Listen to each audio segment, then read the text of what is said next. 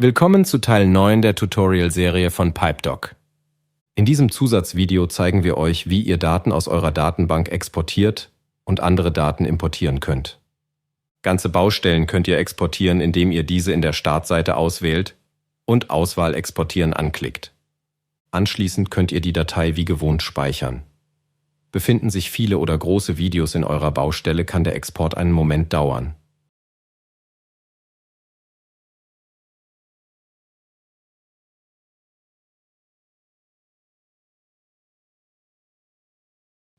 Analog könnt ihr einzelne Sanierungsabschnitte durch Auswählen in der entsprechenden Übersicht exportieren.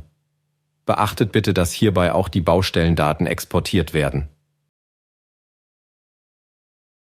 Habt ihr eine Exchange-Datei erhalten und wollt Daten aus dieser importieren?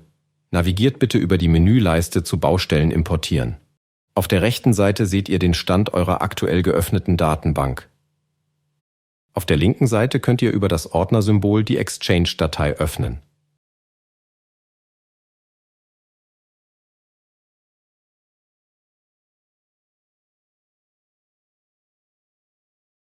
Per Drag and Drop könnt ihr Daten nun von links nach rechts ziehen. Das Programm unterstützt euch dabei, Baustellen und Abschnitte zusammenzufügen.